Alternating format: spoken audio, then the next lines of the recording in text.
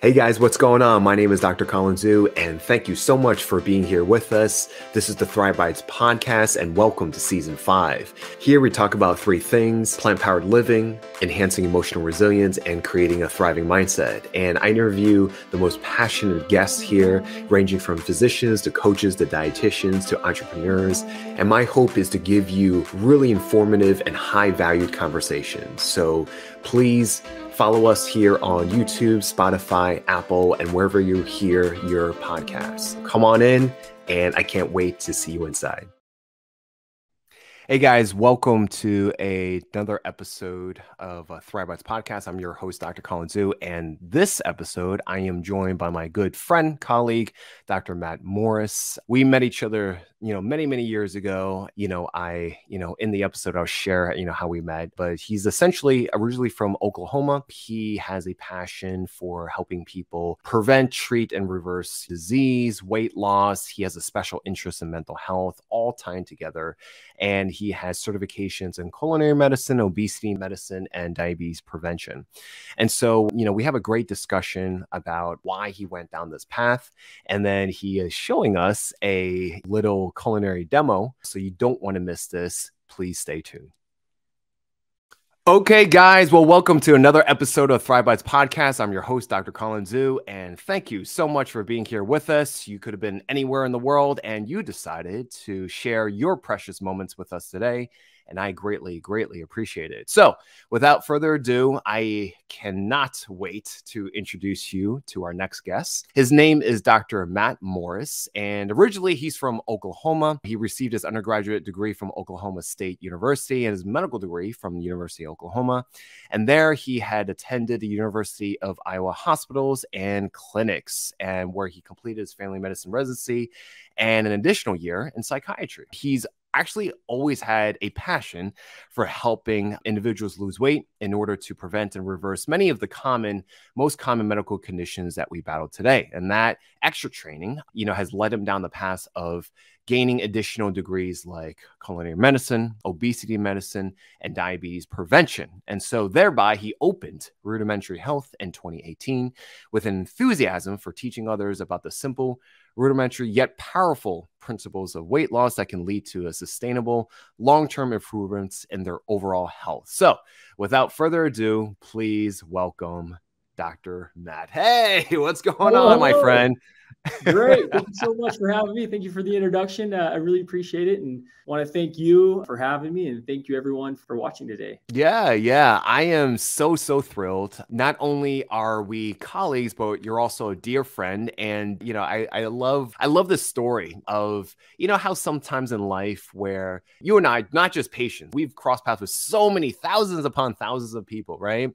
And that's professionally, right? But also and personally, we've also encountered a lot of different people. And sometimes, I don't know about you, but sometimes when you go through life, you have a spark, right? And not in a romantic sense, but like in a spark where you have like a good feel, chemistry, vibe, connection with someone. And, you fast forward like 4 years, 5 years, and here you are, you're on a podcast. Absolutely. Yeah, you're totally right. I think we both had that early excitement for, some of the things with, medicine and culinary medicine in particular, and what food can do for people. And so it's been really great to stay in contact with you and see all that you're doing. And I'm always excited to follow you. Now actually getting to be here is really exciting. Yeah, exactly. So, we both studied at the Go Ring Center for Culinary Medicine, and that was out of Tulane University. It was like right next to like Whole Foods. It was really cool. And we were there with so many different kinds of people just wanting to learn the skill sets of culinary medicine. And we're going to dive deeper into that. But that's how we started. And, I was there in New Orleans, and it was a great old time. So we want to learn more about you, Dr. Matt. And, when I have my guests come on, we take them from point A to point B. So kind of like, your superhero origin story, if you will. And so I like to start off the question, how did you get to where you are today? We read off, your resume, and it's a really impressive set of, certifications that you've received. So how did you decide to get onto that path for yourself? No, thank you. It's actually a great question. And when I look back, it's kind of funny. It's not something that I necessarily planned one way or the other. I started off again, you said I was originally from a small town, kind of a south central area of Oklahoma, Sulphur, Oklahoma. So shout out to those in S-Town that may be listening. And my dad was a local veterinarian and my mom was a dietitian. So I was fortunate to have a lot of kind of early on, some kind of healthcare exposure there. We had friends that were physicians, of our family and things from the town, and a pharmacist as well that we were family friends with. And so, I knew kind of early on, I was excited about something to do with healthcare, and it wasn't necessarily being a physician at the time, but as I got older and even junior high and high school, I started really getting interested in maybe the opportunity of becoming a physician. And I was able to talk a couple of the local docs into letting me shadow. So I really appreciate that because I didn't know any. And so I kind of showed up and just got to follow them around a little bit. And I always really was so excited that people would come in with some sort of healthcare issue or concern or maybe a problem. And the doctor and the patient would work together to try to kind of figure out what was going on and come up with this treatment plan. And I thought that was just great and really got excited about it. But then I always kind of in the back of my mind had this question of like, why, why, I wonder what brought them here in the first place. What happened that before they came to the doctor's office that they had to come here. And so I always ask that question to the doctors, like, man, that person had, this or that. And why do you think they had that? And they've got 3 patients in the waiting room and they're like, and I'm sorry, we're going to talk about this later. They're busy. And so, and I finally kind of had one metaphor that I thought was good. It was explained to me kind of like, when you're essentially, when somebody's fallen in a river and you're trying to save them from drowning, it's not the time to ask them like why they fell into the river. It's like, you got to do the work. You got to take care of people at that moment. But I was always so interested still as to, what's leading to some of these issues. And so I went on to undergraduate at Oklahoma State, go Cowboys, I'm an Oklahoma State fan, and then went to medical school at University of Oklahoma. Really enjoyed my time there. Similar thing. I had a lot of great mentors, a lot of great teachers, and continue to kind of ask that question, why are these people here? And what's leading to this illness and these kind of things in the US. And again, it was a great experience. Got to learn a lot about identifying diabetes and hypertension and cholesterol, and people have heart attacks and strokes, and, cancer, these kind of things. But then I started again with that, like back of my mind, like, gosh, what's going on? What's leading to this? And so again, kind of just really got interested in that, started kind of asking those questions and started kind of doing my own research and things through medical school and getting linked up with some really great people, started kind of recognizing some of those underlying things that could be leading to this disease. And then interestingly, my second year, I actually had kind of my own experience that led to really opening my eyes and kind of my understanding of the importance of mental health. I essentially, we had what's called test blocks during that time. And it was like where you take every test in a 1-week block. You have weeks to 2 or 3 months sometimes of information that you're trying to get all prepared right there in that week that you can take all these tests. I was typically studying a lot of hours, a lot of caffeine. And then I got a bright idea to start cutting out sleep. So I'd stay up later, get up earlier. It got to the point where I was like, I don't know what happened. It was so bizarre, but I literally could not fall asleep. And I just got to this point like, oh my gosh. And then it just compounded itself. It's like, I got to get to sleep because I got to study tomorrow. And then it is, and then you get more anxious about, I can't sleep. And then it's just like this terrible circle. And so I'm like going through a few days here. I can't sleep and I don't quite know what to do. And the test block's coming up. I'm kind of getting my heart starting to race, I feel tense. And while I'm sitting there studying, my roommate, who's a great friend of mine, still a great friend, president of the class, a guy also from a rural town, Oklahoma, played sports all through high school, kind of a rugged guy, sits down and he says, man, I've been going to this counselor here lately. It's been great. It's funny. I mean, this sounds ridiculous now, but at the time I didn't know anyone that had been to a counselor. I don't think I knew anyone personally, really, other than patients, that had type of anxiety or depression or these kind of things. And he started talking to me about it. Well, then I thought, okay, that's kind of interesting. So went to another friend of mine, kind of talking, man, I'm having this hard time sleeping. Like, oh man, you should see this counselor. I've been going for 6 months. I'm like, what? How come I'm the only one that doesn't know about this? And so anyway, I said, shoot, I'm going to look into this a little bit more. And we had great counseling, great group of psychologists there at the med school. So I go to the department and I'm kind of keep my head down, essentially like, the sunglasses and hat on, but, God, I'm the only person having this problem. And, walk into the department and there's not kidding you, a line of my fellow students lined up to see the psychologist, including our number 2 ranked student in our class, who everyone respected. She's very smart. I thought, wow, this is great. This isn't just me. So I was fortunate. Looking back now, obviously I was having, some insomnia, some symptoms of anxiety. Mine was related to an acute stressor at that moment. I was able to get through it and things turned out turned out just fine. But it really opened my eyes to the mental health piece of our overall well-being. And if we don't take care of ourselves from that piece, it's very difficult for the rest of our health as well. I know it's a little off topic from what we've kind of talked about earlier, but then going further, I recognize, man, the food is so important, and that staying physically active is so important. And the food in particular, I took a big interest in. And, as I went on to residency, I did family medicine because I really wanted to have that time to spend with patients and get to kind of talk about what's going on. Really wanted to, and I did additional year of psychiatry because I really recognized the mental health aspects of that as well. They were really important. And then, so, it was kind of funny. I got our residency, went to kind of primary practice and in a clinical setting, worked in a nursing home. God, I loved it. I loved the patients. I loved the medicine, but I found myself in the same situation as those original doctors that I was working with 20 years before back in high school, where I'm like,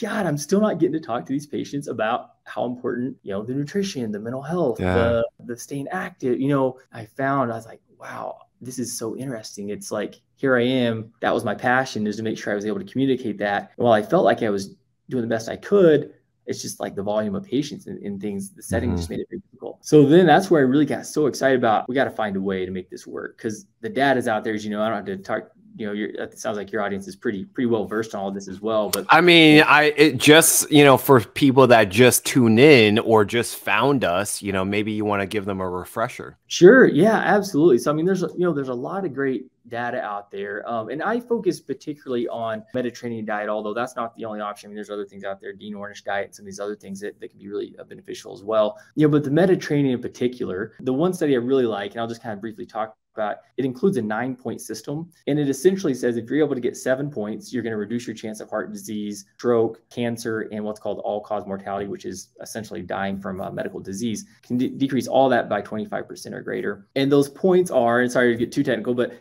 vegetables, fruits, and nuts is a point. Just trying to get these things in each day. Legumes, whole grains, healthy fats, not too much meat, not too much dairy, and it's less than 4 ounces per day of meat, less than 7 ounces of dairy. And then trying to get fish or seafood. And then for those that are 21 and older, 1 alcoholic beverage for women, 1 to 2 for men. And then I think I said whole grains as well. Anyway, really basic stuff. Lots of times we've heard that kind of thing before. But anyway, I got excited about that. I got excited about the mental health piece. I got excited about the physical activity, and went on to do the culinary medicine, like you talked about, the obesity medicine training and some diabetes prevention training, and opened up Rudimentary Health in 2018, and was lucky to connect with you and a lot of other great people. I think this is kind of the future of healthcare in a lot of ways. And so, so anyway, that's a very long answer to your question. No, you're good. Yeah, so there's a lot to talk about within what you did, and I'm glad that you were able to kind of traverse the medical educational / training route like we've all done, and similar to where I talked to my colleagues in similar spaces of using lifestyle medicine as one of our primary approaches, where you don't get enough education. Similar to you look at all these different patients, and they're always, no matter what they come in with, whether it's low back pain or just a simple cough, there's always some sort of risk factor attached to them that can be modifiable, very treatable with lifestyle, and reversible in some cases, right? And so you're left, similarly, like you're left at a position where like, I feel like we can do more than this. How come not more is done? And someone's got to do it. It's one of those where like, I can't wait for someone to do it. I got to take it upon myself to be able to gather the tools and education to, be able to help out my patients, because the patient doesn't want to wait, what I'm saying? And people are dying every day. I think I read just recently, the International Federation of Diabetes, they say that every 5 seconds people die from diabetes, so it's a very urgent thing that we need to do. So going back to like a little bit briefly about like pathophysiology, and that's something that we get really hammered on. Can you share with the audiences, like, from all the people that you were sick, have seen sick, and you're just scratching your head, how come we can't get to the cause of it?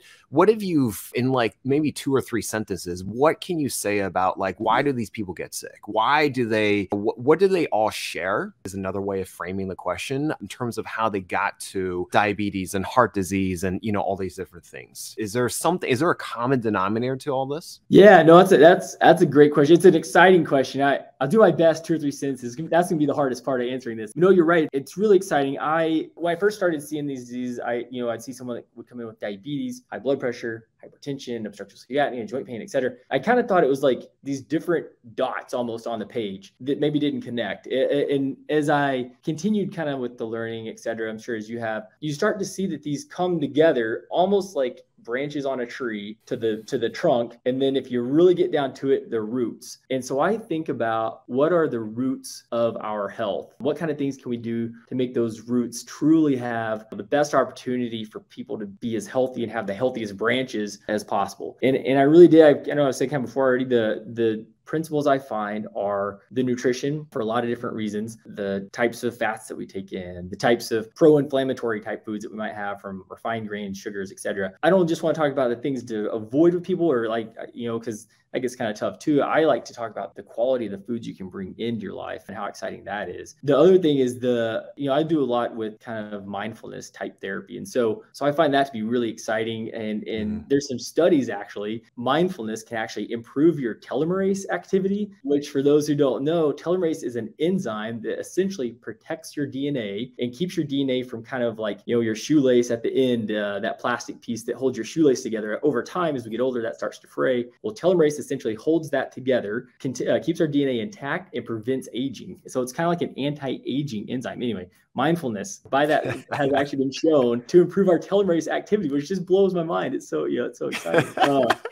And I love it. I love it. I mean, because mindfulness is amazing. And mindfulness is like, you see those kind of conveyed through meditation, yoga practices, just breath work, so many different applications. And, we talk about, I like how you took it upon yourself to, spend another year of psychiatry. And I'm sure it was very illuminating from the past 3 years of the pandemic, whereas the mental health piece has been brought up to the surface for, if anyone didn't recognize it before, it's like, it's definitely here. It's here to stay. Absolutely. And we, started to learn a lot about how gut health relates to brain health, et cetera, et cetera. So that's very exciting. What applications, besides food, we'll come back to food later, but in terms of the mindfulness piece, what kinds of applications have you been able to employ with your patients? So, you mean applications? You mean like kind of what do we do or like? Yeah.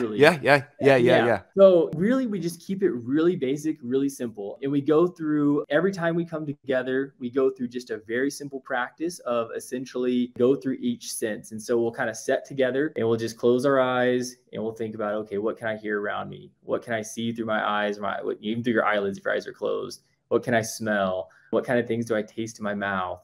And then you get to the next step, which is what kind of thoughts am I having? Can I recognize any thoughts that I'm having? That is such a mild thing. I know it seems so minuscule, but being able to recognize that we are actually having thoughts can be a game changer. And it gives you just a little bit of space from these thoughts. Suddenly they become more like clouds in the sky that you can observe around you. And then you can kind of select how you want to engage with those thoughts. Because some thoughts are just repetitive and just essentially a waste of our brain space, to be honest. It's like, I don't need my brain constantly telling me something that somebody said about you in third grade. Like that doesn't do really good.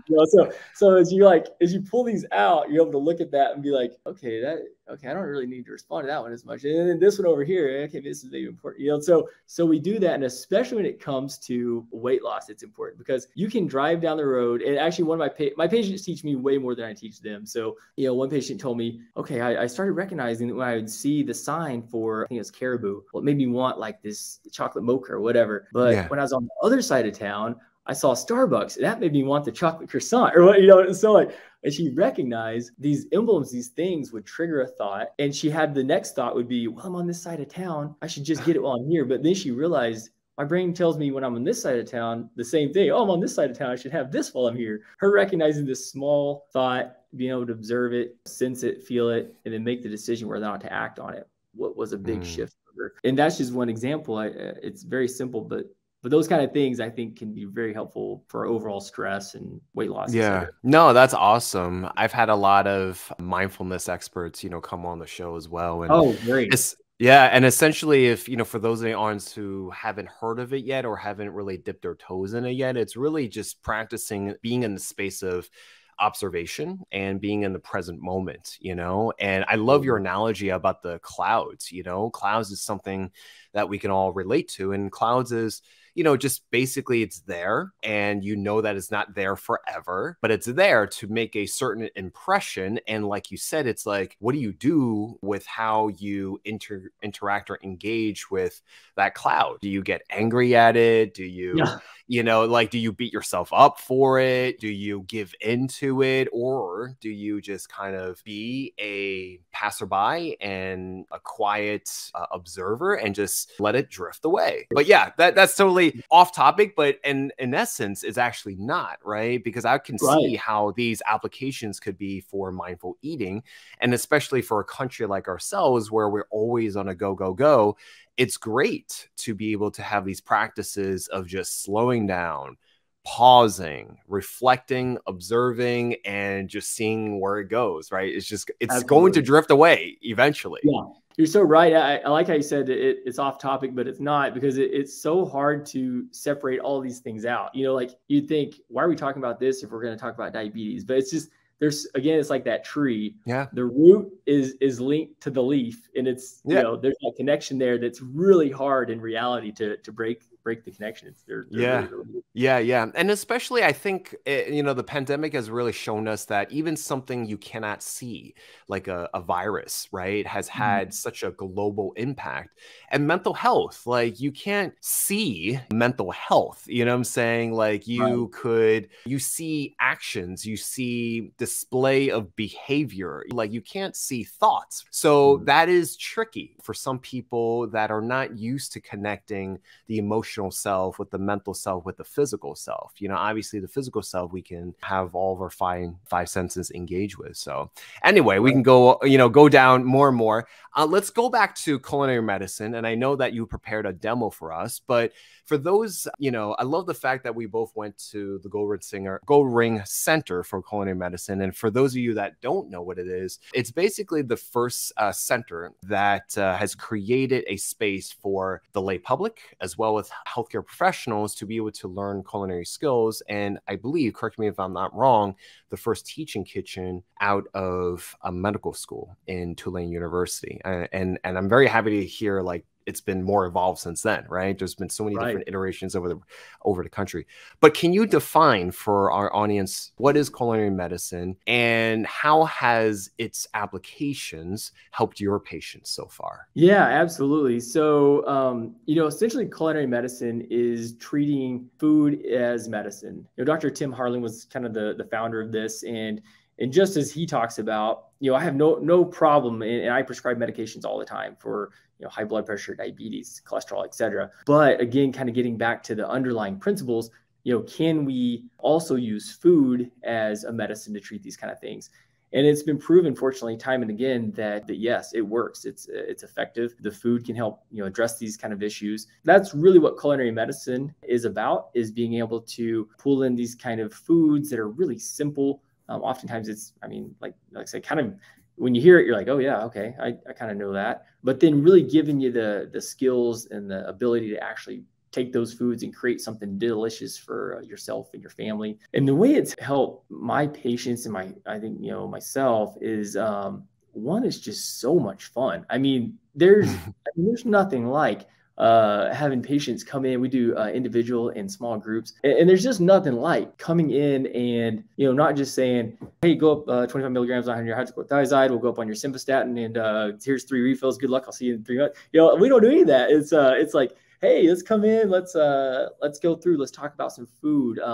Here's a recipe that we're going to do today, and here's the foods that it contains, why these are important, and I hope you love it. I hope it's delicious. I think the most fun thing for me is when people say things like, oh man, I hate whatever it is that we're cooking that day. Like, I love that, because I've tried these recipes over and over, unfortunately, at this point, and they are surprisingly delicious. And I had the same kind of thoughts about some of these kind of things too. But we take these ingredients, we make it, and then people are like, oh my gosh, this is great, and so that's, for me, there's nothing more fun than that. And it's even better when they can take it home and their families enjoy it too. And all of a sudden they're like cooking these meals that they really never thought that they would ever cooked before. So hopefully that kind of sums it up. Yeah. No, I love it. So what are we going to be cooking today? So today I've got, there's a few different options, but I went ahead and went with, I personally love tacos. And so this is going to be a black bean veggie tacos with corn tortillas and a little bit of avocado on top. So I hope it's something very simple, delicious, beautiful, and something I hope that everyone will enjoy. Okay. Excellent. Awesome. And we'll go next to the demo. Hey guys, if you are interested in having a consultation with me and actually see me one-on-one, the Chef Doc Lifestyle Medicine practice has partnered with Plant-Based Telehealth, and we offer lifestyle medicine consultations. So you'll be able to see me one-on-one, and I can go over your health history and seeing what we can do to fill in the gaps. We can talk about your physical health, anything from food to lifestyle to diet to setting up your kitchen to cooking preparation to grocery shopping to your mental health. I think it's important that we build our emotional resilience to talking about your sleep and how to stay hydrated and what are the best medicines if necessary, what are the best supplementations if necessary. And we do all this in a very concise manner, and it's a conversation. I take the time out to listen. I take the time out to really understand you from the ground up and to look at all aspects of your physical, emotional, and mental health. And please, drop me a line, schedule an appointment if you want to see me one-on-one. And I am very, very looking forward to learning more about you. And again, thank you so much for visiting here at the Chef Doc. Okay, so as we talked about, we'll do a black bean veggie taco here. And you can see these are just really simple ingredients that I actually picked up just this morning at the grocery store. I shouldn't say me, it was also my wife. She helped me. So we've got some vegetables here with our bell pepper. We've got onions. We've got some black beans. We've got corn tortillas, which are a whole grain. And then just a couple of different tomatoes, some oils, vinegar, that kind of thing. So let's go ahead and get started, and we'll kind of just talk about it as we go along. So first off, obviously getting the pan nice and hot, get that going. While that's heating up, I'm going to go ahead and do about a cup of corn. So if you have like a medium cob of corn, that's going to give you roughly a cup of kernels. So let's go ahead and just get that going here. This will make a mess, but that's part of the fun. So kind of move through this without chopping my finger off. Colin, I don't think you were at the session where I actually did chop the tip of my finger off one time. It was pretty exciting. So I think all budding cooks and chefs and stuff have cut off something, somewhere along their career. That's what they told me. Luckily, the other chef came over and he had a bunch of Band-Aids on his hands. So he said I wasn't alone. I wasn't the first one to ever do that. So the feeling did eventually come back, thankfully. So I'm gonna put the corn on here, and you can just kind of see again, pretty simple. About a cup of corn. We're gonna put that right into our pan. Put about a tablespoon of your olive oil. And I know you're in California there, so this is California olive oil. I'm trying to support. This is actually a very good olive oil, actually. It's a high quality one, so I really like that one. Just kind of make sure that olive oil swirls around your pan. So once you see that oil swirling around, you know it's nice and hot. We're going to go ahead and just get this corn right into the pan here. So we just want to let that simmer and start to brown a little bit. And while that's happening, we'll go ahead and get our bell pepper slice. We're going to do about a half of one bell pepper. You see here, we're just going to take this. Let me just move this out of the way. And take this and just slice off a couple of pieces here. And we're going to dice that up. Again, trying to keep the fingers intact. Come here, make this smaller dices. And as you're doing that, and can you share with the audience like your space that you're working in? We're talking a little bit off camera, and it's a space where you're inviting patients to come along and cook with you. Yeah, absolutely. Yeah, let me show you that right quick. Yeah, this is so when I'm doing my cooking classes with patients, we all come and we kind of work here together. And I've got the lights and things set up right now for our cooking session. But if you can see, let me see if I can just kind of show this here. You can see here, this is our our kitchen that we work together in. And then we've got a space over here. We've got a little kind of workout space where we do physical activity exercises. And this is kind of our front section here where we set and do the basic physical and history and your kind of normal clinical stuff. Hopefully that show it okay. Wow. Yeah. Yeah, keep it pretty simple space overall, but works really well for having individual small groups in here. I wish every doctor had that. I know. I think in the future, I do. I think in the future, every doctor's office will have a kitchen in it. I think it's just inevitable. I think it's that important. So yes. Again, the work you're doing, I think helps to show the importance of this kind of stuff, and hopefully we won't see a doctor's office that doesn't have a kitchen in it at some point in the future. So yes, amen to that. I also like to say that eventually doctors and chefs will work together, similar to doctors and nurses, and I think someday maybe we'll even see a nursing chef combined program, which would be really cool. So we'll just get our bell pepper right in here as well. You can hear the corn kind of starting to sizzle and pop. I'll just kind of show this to you and what that looks like. See those beautiful colors coming in there. You see the corn starting to get nice and brown. All right, now we just can take a couple of our garlic cloves here. So we got 2 garlic cloves. We're going to cut those up. We're going to get those ready. And we've got just a couple of our green onions, okay? We're just kind of separate out the white from the green. Cut those roots off. Put that right there. And then our whites, we're just going to go ahead and chop these up and put them right in the pan.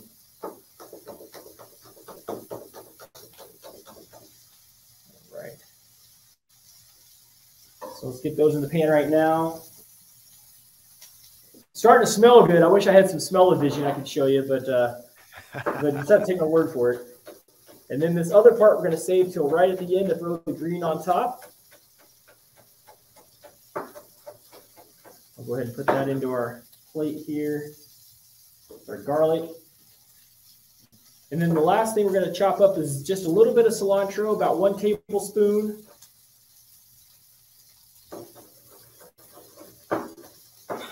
And then we're going to get some greens and chop those up as well. We're going to put that right on top of the tacos.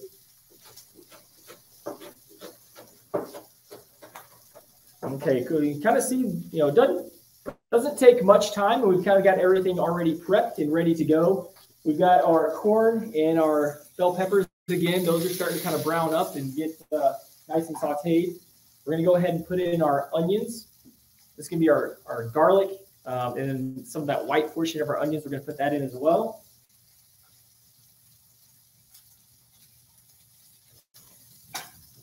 And then we're going to add in just a couple of different things. So a little bit of vinegar, about 1 tablespoon of white vinegar.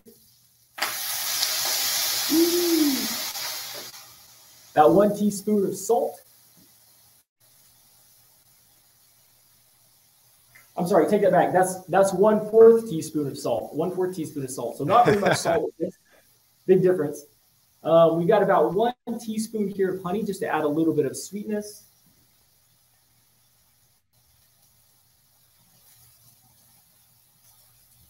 All right.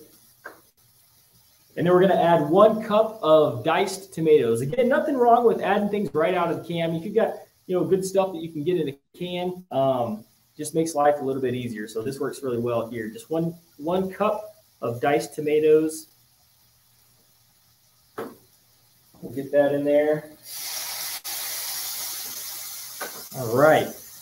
And then basically let me mix this up a little bit and show you what we got. We're just pretty much letting that simmer down a little bit and kind of mix together, get those flavors together. Flip it around a little. And that's pretty much all there is to it.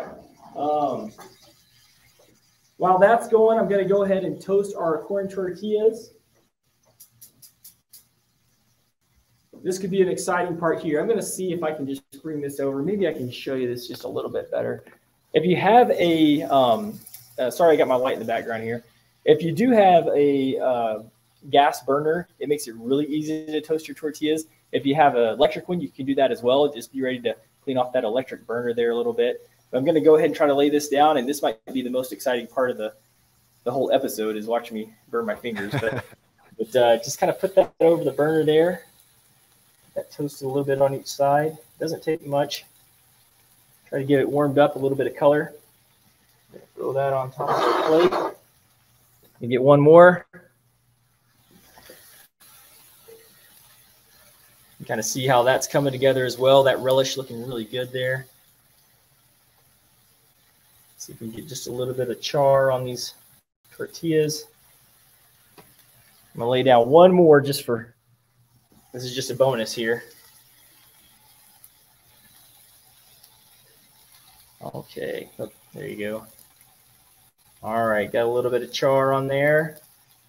Let's throw those down. Now you can see how this relish is coming together. Now the last thing that this needs, it needs just a little bit of cilantro, and it's going to need just a little bit of kick to it. So a little bit of lime juice, I think, will really help finish this off. Nice. So I'm going to put, here's our about tablespoon of cilantro. I'll put that right in there. And let me come back with a little bit of lime juice. Apologize. Let me lay this down and let's slice this. I'm going to roll that out to get those juices pushed into the center there. I'm going to cut this right in half. This is also an exciting part for when you got friends over. It sounds cool too, just to take that lime and squeeze it right in there. Get that sizzle going. Do one more lime, or one more half of a lime. Okay, now that's it. I'm going to get this set back up here where you can kind of see everything. I'm going to get our tacos set up. Let me get that up just a little bit. Okay, perfect. Now I think I can just take this. That's pretty much it. We're going to mix this up a little bit there. You can really see how that came together. I mean, it's really beautiful. It's kind of hard to tell here, but you got some nice brown kind of charred corn. You got your bell peppers in there. You've got some onion, and we've got our lime juice as well as our vinegar and a little bit of honey there for sweetness. Now let me just get our corn tortillas set up here where we can hopefully see that. I want to get you just in a little bit closer so you can see this a little bit better. Scoot you right in. There we go. Okay, now we're just going to lay down our beans first. Get some of those legumes in there. Okay, we got that right on top. Now we're going to come in with a little bit of the greens. So I'm just going to scoot in just a little closer. I want to make sure everybody can see this okay. So I'll really kind of talk about it. There we go. How's that looking? That looking all right on your end? Looks good. Looks good, my friend. Okay, now we're going to come in just a little bit of the greens here. So this is a little bit of spinach and kale mixture. Okay, and then just right on top of that, my spoon go. Oh, let me grab, oh, here it is. Right on top of that, we're going to add in our relish. So you can just kind of see all those beautiful colors, how those are coming together there.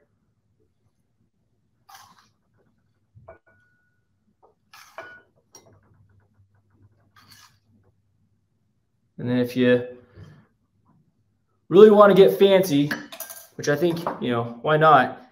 You can throw in a little bit of a avocado slice on top of one of these to kind of show off there's a little bit more healthy fat.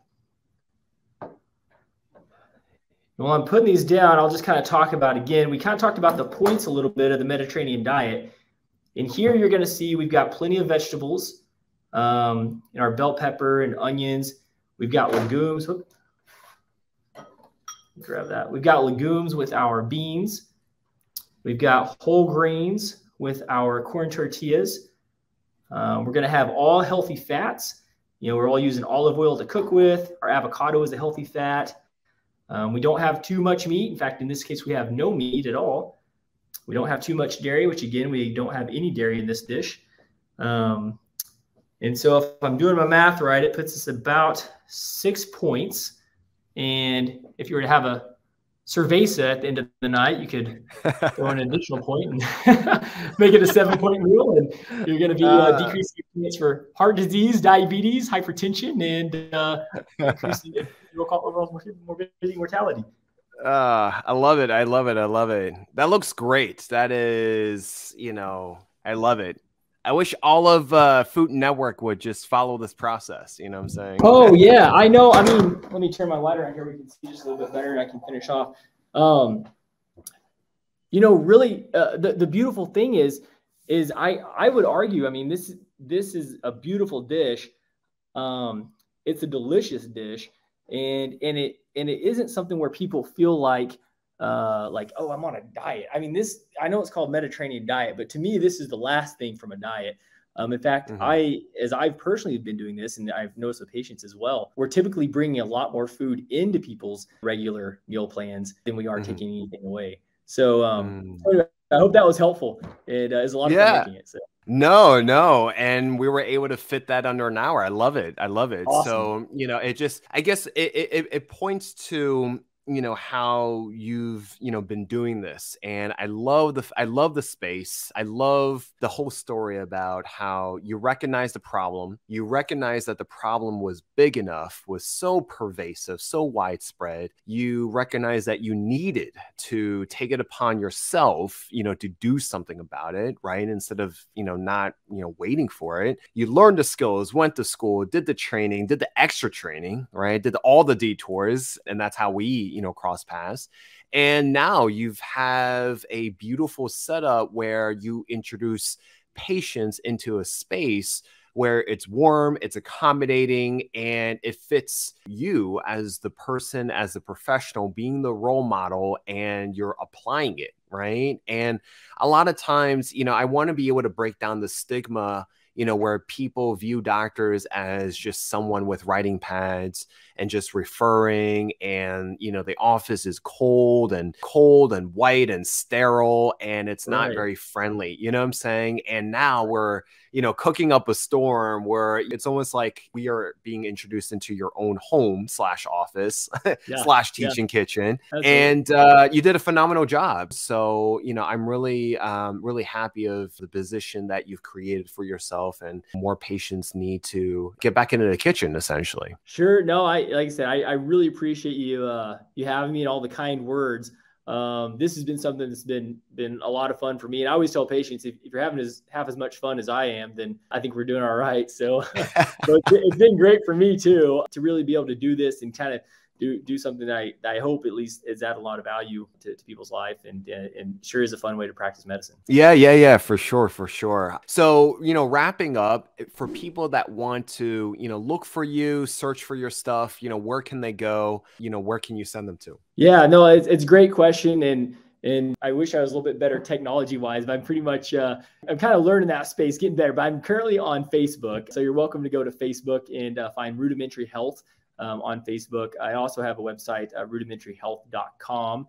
And you can see it down in the title there below, how to spell that, which I still have to think through myself a little bit sometimes. But, I've done a lot in person. I'm trying to get, more where I can show people online as much as I can, because I do think it's important. And obviously, as you know, I think the more we can spread the word, the better. So someday I hope to be like you, Dr. Zhu, and be able to. Man, we're doing this as a team. It's a team approach. Fun. There's so much, so many people we got to help. Dr. Matt, thank you so much, for being here with us. And, thank you so much for taking the time out and cooking for us today and showing us, food is and as medicine. So I really appreciate that. Absolutely. No, thank you again so much for having me. This is a blast, and something that, I think everyone can take and use in their own lives. And yeah, thanks for doing all you're doing. Thank you very much. Guys, thank you so much for watching another episode. If you like this, please like, subscribe, and comment. And if you felt that this was a benefit for someone else, please let them know as well. And until then, please say goodbye to Dr. Matt. Awesome. Hey guys, thank you so much for watching that episode. We hope that you enjoyed it. If you like this, please like, follow, and subscribe. And please follow us for the latest updates for this season, season 5. And if you feel that this was a benefit for someone else, please let them know. And please follow us on Apple Podcasts, Spotify Podcasts, and YouTube. And thank you so much again. And we will see you on the next one.